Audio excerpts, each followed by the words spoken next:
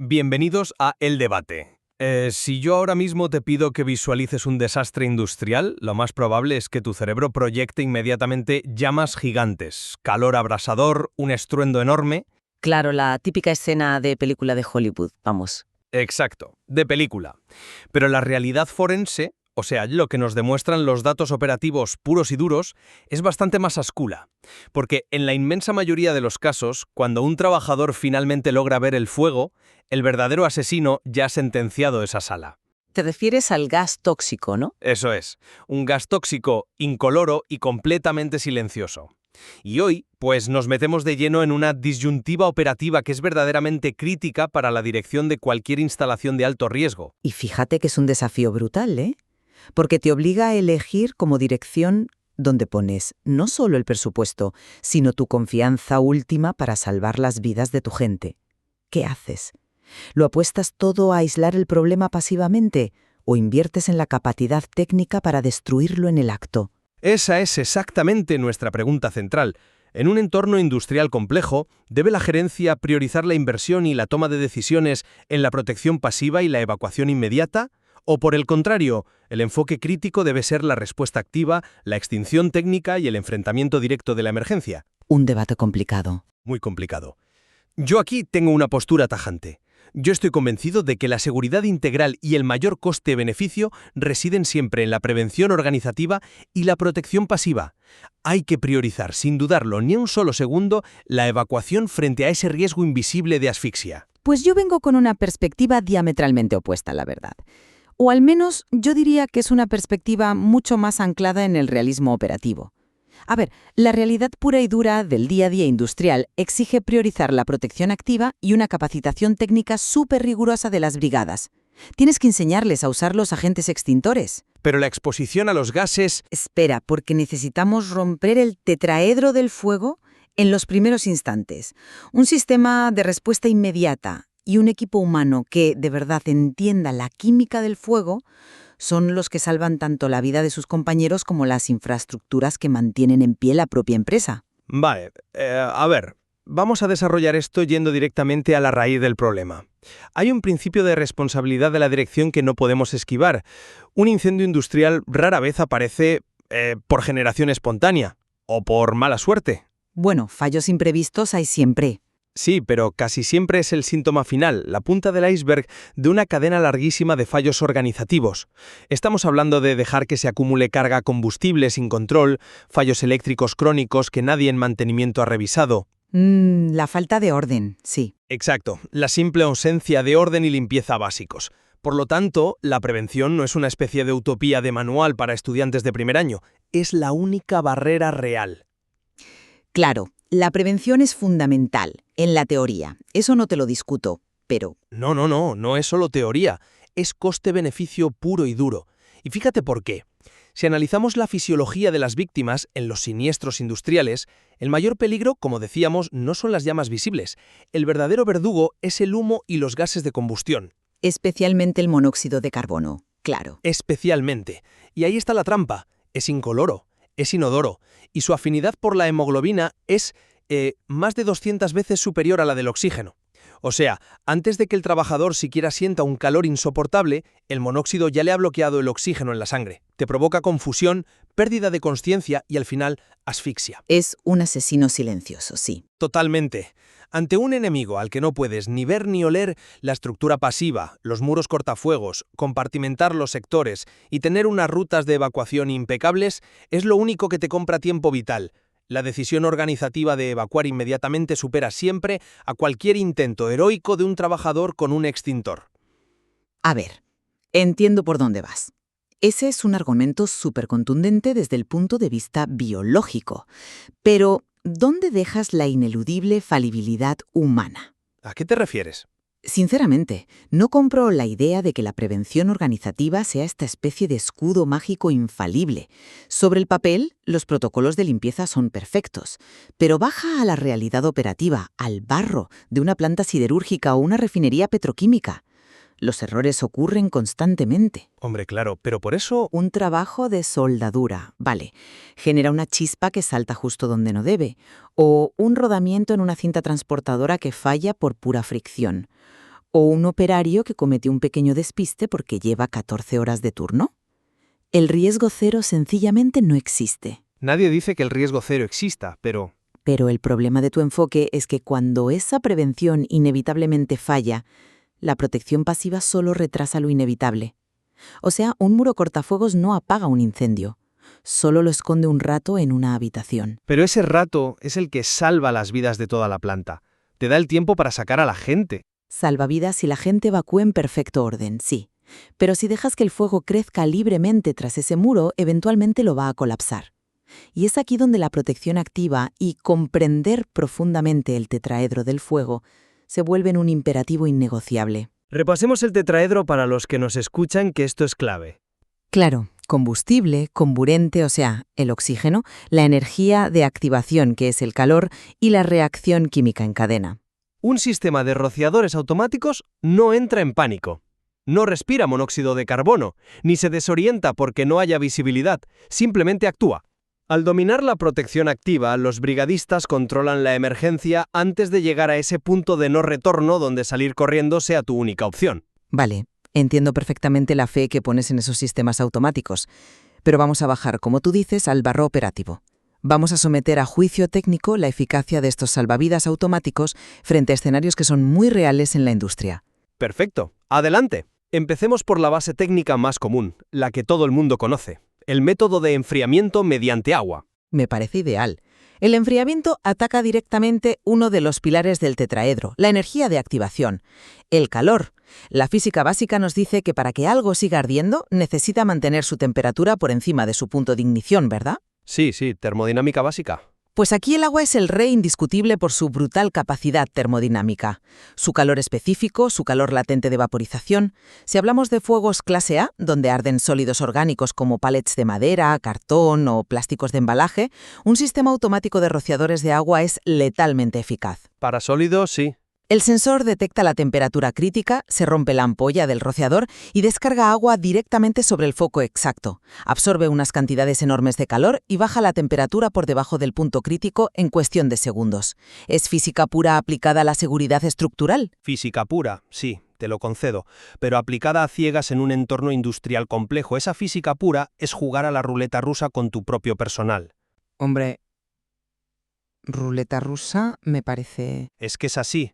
Y aquí es donde la respuesta automática automatizada muestra una debilidad que a mí me parece aterradora frente al discernimiento de una persona. ¿Qué pasa cuando ese calor crítico no viene de un palet de madera inofensivo, sino de un tablero eléctrico industrial de altísima tensión? Hablemos de los fuegos clase C. Bueno, evidentemente ahí entramos en otra clasificación. Exacto, entramos en otra clasificación, pero el sistema automático de agua no lo sabe, el sistema es ciego.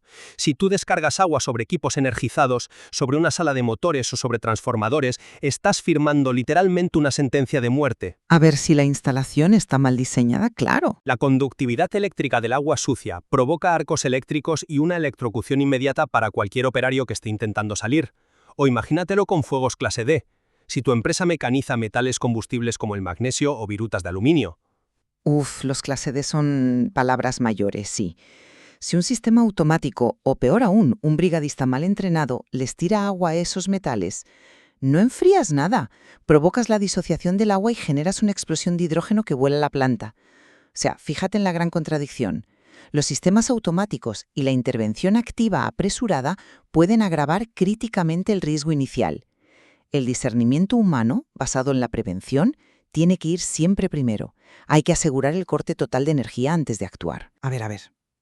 Estás cogiendo las limitaciones de un agente extintor súper específico, que es el agua, para invalidar de un plumazo el concepto entero de la protección activa. Y yo estoy convencida de que es justo al revés. Al revés, explícame eso. Precisamente porque existen escenarios donde el agua es, como tú dices, una trampa mortal, la especialización técnica en sistemas avanzados está muchísimo más justificada que nunca. Vale, aceptamos que el agua es imbatible robando calor en sólidos. Pero si tienes un derrame de hidrocarburos en una refinería, lo que llamamos un fuego clase B, El agua ahí es un desastre, sí. es que el agua simplemente va a esparcir el combustible flotante y vas a extender el infierno a otras áreas de la planta. Pues entonces estamos de acuerdo en que la respuesta activa tiene fallos sistémicos graves. No. Estamos de acuerdo en que requiere precisión técnica. Y ahí es donde entra la sofocación como segundo método de extinción. En un derrame de solventes, tú realmente no apagas el líquido en sí. Lo que arde son los vapores que ese líquido emana al calentarse. Correcto. La mezcla inflamable con el aire. Eso es. Si tú diseñas un sistema activo de inyección de espuma de baja expansión, la química trabaja para ti. La espuma se expande enormemente y crea una manta física, una película por encima de la superficie del hidrocarburo. Esa manta hace dos cosas a la vez. Sella la emisión de vapores casi en el acto y bloquea físicamente que llegue el oxígeno del aire. En una instalación crítica, esta capacidad de respuesta especializada te salva millones en activos en cuestión de minutos. La pasividad de un muro cortafuegos no puede apagar un charco de 300 litros de diésel ardiendo, por muy grueso que sea el muro. Vale. Acepto la elegancia química de la espuma. Es una solución brillante en exteriores o tanques.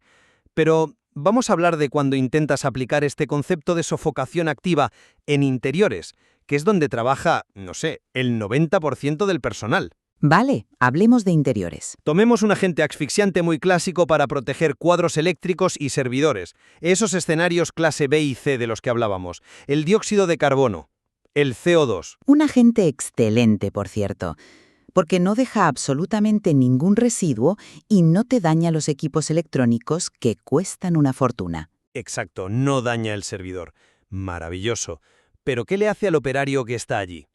El CO2 no extingue el fuego por arte de magia. La física detrás de esto es que inyectas un gas súper pesado a altísima presión que desplaza y expulsa físicamente el oxígeno de la sala. Bajas la concentración del 21% a menos del 14%, ahí la llama ya no se sostiene. ¿Y el fuego se paga? ¿Objetivo cumplido? Sí, pero el problema operativo y ético es brutal, porque los pulmones de tus técnicos de la brigada funcionan exactamente con ese mismo oxígeno. Si se dispara un sistema de inundación total de CO2 en una sala eléctrica para salvar los ordenadores y tienes a dos técnicos que todavía no han podido evacuar porque están desorientados por el humo del inicio, Bueno, pero para eso hay... los asfixias tú mismo con tu propia protección activa. ¿No te demuestra esta cruda realidad que garantizar las rutas de escape y la evacuación obligatoria tiene que ir siempre, invariablemente, antes que cualquier intento de salvar las instalaciones? A veces, esta obsesión con la protección activa protege el bien material, sí, pero a costa directa de la vida humana. Hombre, plantearlo como una obsesión por proteger los bienes a costa de la vida me parece bastante injusto y francamente distorsiona el propósito operativo de la seguridad industrial. Pero es lo que pasa si sueltas CO2 con gente dentro. Pero es que primero, los sistemas de CO2 en recintos ocupables tienen alarmas obligatorias previas a la descarga, tienen retardos de tiempo acústicos y visuales precisamente diseñados para garantizar la evacuación. Y segundo, esto solo refuerza mi argumento inicial. A ver cómo le das la vuelta a esto. Muy fácil. La protección activa requiere profesionales altamente capacitados, no improvisación. Un buen brigadista conoce perfectamente los riesgos de las atmósferas suboxigenadas. Ya, pero ¿confías ciegamente en que ese retardo mecánico funcione y en que el trabajador escuche la alarma en un entorno que normalmente es súper ruidoso? Confío en el protocolo y en el mantenimiento de la ingeniería, sí. Pero mira, déjame llevarte al cuarto elemento del tetraedro moderno, la inhibición de la reacción en cadena. Porque esto desmonta un poco el argumento de que la extinción es siempre lenta o peligrosa para la gente. Te escucho. Hablemos del polvo químico seco multipropósito, el famoso polvo ABC. Este agente es fascinante porque no depende principalmente de enfriar o de asfixiar lentamente la sala entera. A nivel molecular, el polvo libera radicales libres que atrapan los radicales reactivos de la combustión. O sea, literalmente rompe la cadena química que hace que el fuego se mantenga vivo. Es una reacción muy rápida, sí. Es rapidísima. Una brigada bien armada con extintores de polvo seco puede barrer y sofocar un conato mixto de sólidos, líquidos y riesgo eléctrico en cuestión de segundos. Y fíjate en el matiz aquí, porque es crítico. Al extinguir el fuego tan rápido a nivel químico, cortas de raíz la generación de esos gases tóxicos, de ese monóxido de carbono que a ti tanto te aterra. Por tanto, actuar de forma técnica implacable es inmensamente superior a simplemente cerrar una puerta cortafuegos, salir corriendo y sentarte a esperar a los bomberos mientras tu fábrica se inunda de humo tóxico. A ver, esa visión tan épica del brigadista heroico desenfundando el extintor de polvo químico y salvando el día, suena de película. En la teoría es impecable. Se hace todos los días en la industria, ¿eh? Sí, pero tú y yo sabemos lo que pasa en las auditorías de plantas reales. Volvamos al factor del coste-beneficio y al verdadero talón de Aquiles de la protección activa, que es el mantenimiento constante. Bueno, el mantenimiento es una rutina. No debería ser un problema si la gerencia hace su trabajo. Pero lo es el gran problema. Ese polvo químico seco es altamente higroscópico, tiende a absorber la humedad del ambiente y a pelmazarse en el fondo del extintor por la vibración constante de las máquinas de la fábrica. Si el servicio de mantenimiento no revisa la presión o no invierte el cilindro periódicamente para soltar el polvo, Ya, si no hacen el mantenimiento básico. lo que tiene colgado la brigada en la pared no es un sistema de inhibición molecular avanzada, es un adorno rojo de 10 kilos que no va a disparar absolutamente nada. Y eso convierte toda tu red de protección activa en una falsa sensación de seguridad, que es el riesgo más mortífero que hay. En cambio, fíjate, un muro de hormigón bien diseñado o una puerta de evacuación antipánico no requiere que nadie recuerde revisar un manómetro cada 30 días. Está ahí, no falla y funciona. Claro, a ver, si asumes negligencia total en el mantenimiento, pues cualquier sistema va a fallar. Incluso la puerta antipánico, si alguien le pone un candado con cadena para que los empleados no salgan a fumar. Que también pasa. Pasa, pero la diferencia de criticidad es enorme. Y mira, hay otra regla operativa sobre los límites de intervención de una brigada que estás pasando totalmente por alto. Frente a la pérdida repentina de visibilidad provocada por el humo negro, ese humo denso de plásticos y aislantes de cables, ese humo no solo resta oxígeno, causa una desorientación total en menos de 60 segundos. Por eso el equipo de respiración autónoma es clave. Sí, pero el límite donde la intervención manual deja de ser heroica y pasa a ser directamente suicida se cruza rapidísimo. El verdadero valor de entrenar a un brigadista no está en que se sepa de memoria la fórmula química de la saponificación o la inhibición, está en enseñarle a identificar el momento exacto en que debe soltar el maldito extintor, dar media vuelta y priorizar su vida. Hay que inyectarles en el ADN que ninguna máquina, ningún transformador vale más que sus propios pulmones. Absolutamente de acuerdo contigo en eso. La vida humana no es moneda de cambio, pero fíjate en la tremenda contradicción de tu estrategia. Si tú le dices a un brigadista, oye, al primer indicio de humo negro denso, suelta el equipo, evacúa y cierra la puerta, estás creando el escenario perfecto para un desastre estructural masivo. Estoy salvando su vida. Sí, en ese momento. Pero has mencionado la acumulación de humo y calor. Si confías únicamente en la evacuación y en rezar para que los muros aguanten, le estás dando al fuego el tiempo de incubación exacto para llegar a la pirólisis masiva y eventualmente al temido flashover. Bueno, el flashover es un fenómeno extremo, no pasa en... Extremo, pero muy muy real en espacios cerrados. Para quienes nos escuchan y no lo visualicen, los sólidos como los escritorios, recubrimientos o pallets en una nave realmente no arden directamente. El calor radiante provoca la pirólisis, es decir, el material se descompone térmicamente emitiendo gases que son altamente inflamables.